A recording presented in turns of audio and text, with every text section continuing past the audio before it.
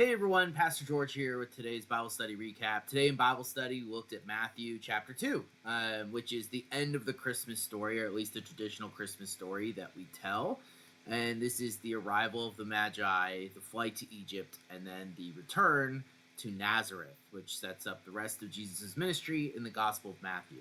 So you'll remember that actually this is a story in the Gospel of Matthew that follows directly after Jesus has been born, but the timing of it is probably a little while after, at least months, if not 1 or 2 years, since Jesus has been born, and the reason for that is in the text.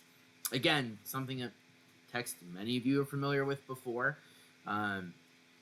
Something I've talked a lot about actually, because this is probably my favorite part of the Christmas story as we tell it. I love the Magi. I love what they represent as the first Gentiles to worship the Lord, worship Jesus, right? To understand him in a way that often many people don't. And this is, of course, a big theme in the Gospel of Matthew, specifically that the Jewish leadership, the religious authorities, do not understand who Jesus is and are not legitimate. That's actually a major part of the story here. So we have to, as we go into this, we have to remember that part of it. But I also wanted to talk about just the other parts of it that maybe we don't focus on as much. And so you do have the wise men showing up. Oftentimes people will discuss their gifts. Their gifts are often seen as symbolic of what Jesus will do with his life and about who he is. The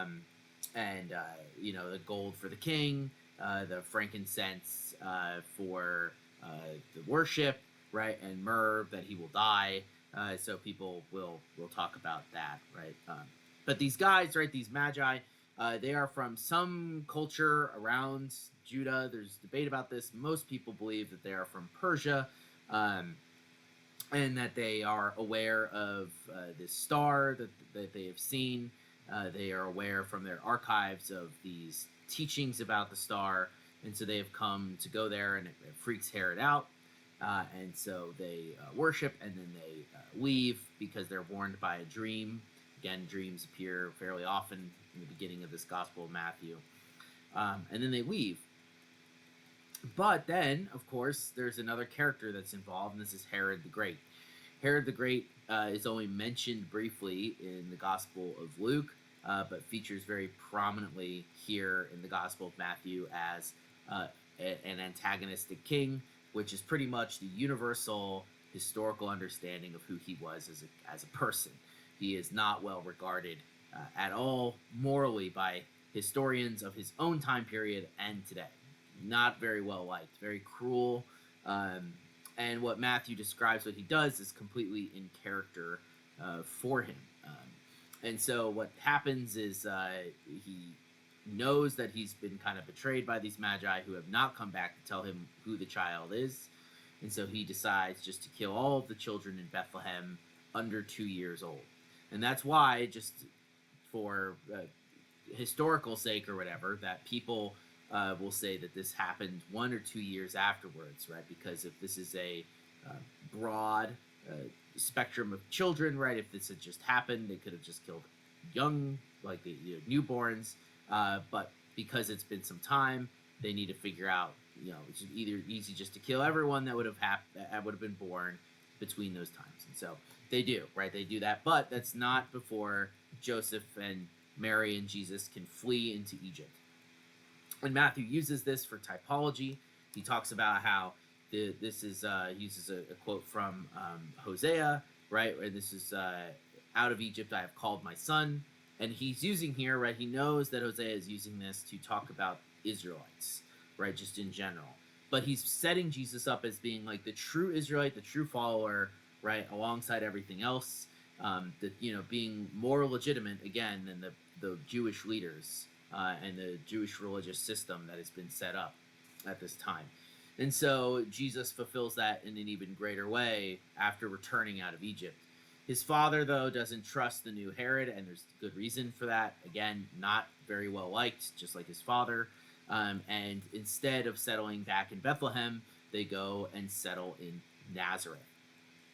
And then there's this quote that says he will be called a Nazarene. That's actually not taken from any Old Testament text.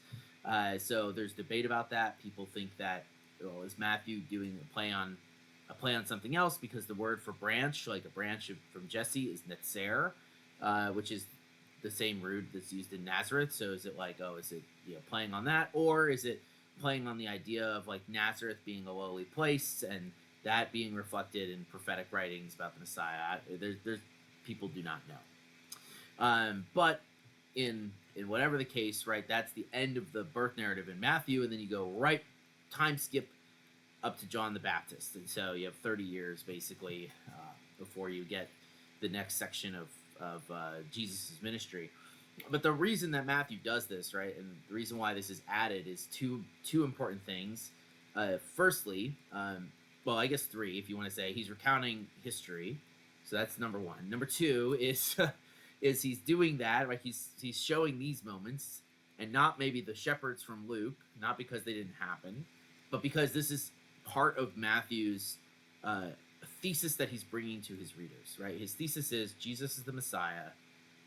Jesus, died and rose again, right? Those are all the generic ones that are shared across all of the Gospels. But specifically, right, that Jesus is the perfect fulfillment of that messianic claims, but also that Jesus stood against and stands against the corrupted view of the law, um, and that was prominent at the time, and that he is challenging the Jewish religious authorities and secular authorities, right? And so you see that the king, he's highlighting the fact that he's not a good leader, and that these magi actually know more than the people that are there, that they understand more deeply what's going on than the actual Jewish religious scribes and leaders, right? Like their Messiah has been born, and what's the first thing that they attempt to do? They attempt to kill him, right? Because they don't want him. And that's going to be a theme that goes on throughout the Gospel of Matthew. So you can see how it builds, and if you pay attention, you'll see it everywhere throughout the Gospel, and that this story often just is combined with the rest of the Christmas story, for obvious reasons. I'm not saying that shouldn't happen, but sometimes when we do that, we miss the specific nuances of what's going on. So I hope you found that interesting, and I will see you guys in a week and a half ish, 2 weeks really, when I return back from my vacation. But I hope you have a wonderful rest of your Wednesday, and Happy New Year. Peace out.